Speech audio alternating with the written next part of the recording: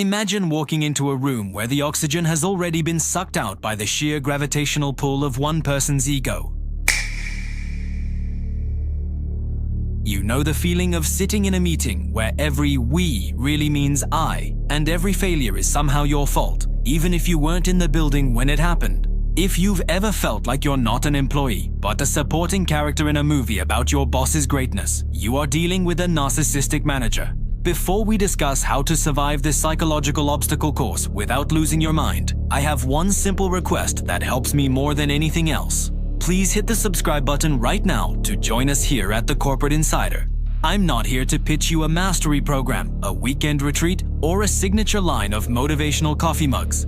This channel exists purely to give you the leverage you need in a world that often feels rigged against you. By subscribing, you enable me to keep telling the truths that HR would rather keep under lock and key, and that is truly the best way to support this mission.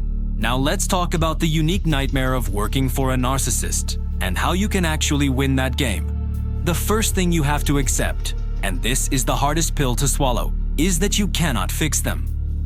A narcissistic boss doesn't see you as a colleague or a human being with aspirations. They see you as an appliance designed to make them look good. Think of it like a toaster. As long as the toast pops up perfectly and the boss gets the credit for the breakfast, they are happy. But the moment the toast burns, or heaven forbid, the toaster tries to have its own career goals, the narcissist will try to throw it in the trash. The dramatic arc of your relationship with them usually follows a predictable pattern of love bombing, devaluation, and eventually the discard. In the beginning, they told you that you were the only one who got it, making you feel like a chosen disciple in their grand vision. But as soon as you showed a hint of independence, or worse, outperformed them in a meeting, the cold front moved in. Managing up in this environment isn't about traditional leadership tactics. It's about becoming a master of psychological camouflage. The most effective tool in your kit is a strategy known as the gray rock method. The goal is to become as interesting as a gray rock, boring, non-reactive, and completely useless as a source of emotional drama. Narcissists thrive on your reactions, whether those reactions are praise or desperate defenses against their accusations. When you stop giving them the emotional supply they crave, they eventually stop looking to you as a target and move on to someone more exciting to torment. Of course, being a boring rock doesn't mean being a bad employee. It means being a robot who delivers perfect results without any attached personality for them to attack. The second rule of survival is what I call the ego mirror.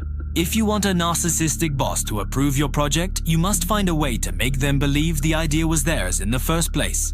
It's an exercise in irony that would make a poet cry, but it is incredibly effective for getting things done. Instead of saying, "I've developed a new strategy to increase sales," you say, "I was thinking about that brilliant point you made last Tuesday, and it inspired this plan."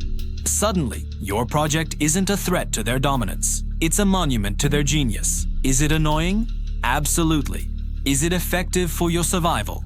It's the only way to move the needle without triggering a defensive meltdown. While you are playing this game of mirrors, you must also become a world-class historian of your own work. Narcissists are the undisputed masters of gaslighting, and they will rewrite history faster than a propaganda machine. They will tell you on Monday to go left, and on Friday they will scream at you for not going right. You need a paper shield, a meticulous log of every instruction, every approval, and every success kept far away from the company servers. When the inevitable moment comes where they try to throw you under the bus to save their own reputation, you won't be defenseless. You will have the dates, the times, and the screenshots that prove exactly what happened. There is a certain dark humor in watching a narcissist realize they can't rewrite reality because you have the receipts. However, the most important part of managing up is actually managing yourself. You have to decouple your sense of self-worth from their feedback, because their feedback is never about your performance. It is only ever a reflection of their internal weather at that specific moment. If they praise you, it's because you made them look good. If they attack you, it's because they feel small.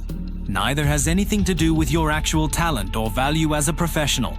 The moment you stop seeking their validation is the moment they lose their power over your mental health.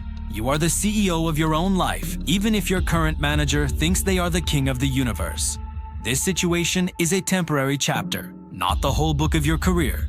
Use this time to study their tactics, document your wins, and build your exit strategy with a smile on your face. You are learning the highest level of human navigation, how to stay steady while everyone else is being tossed around by one person's stormy ego. That kind of resilience is a superpower that will serve you long after you've left that toxic office behind. You are stronger than the games they play, and you have the clarity to see through the smoke and mirrors. Keep your head down, your receipts organized, and your eyes on the exit. If this guide helped you feel a little less alone in that crowded boardroom, please remember to subscribe to the Corporate Insider. Your subscription is the single most important thing that keeps this channel running and allows me to reach more people who are struggling. I don't have any courses to sell you or exclusive circles to join. I just want you to win. Thank you for spending your time with me today, and I'll see you in the next video.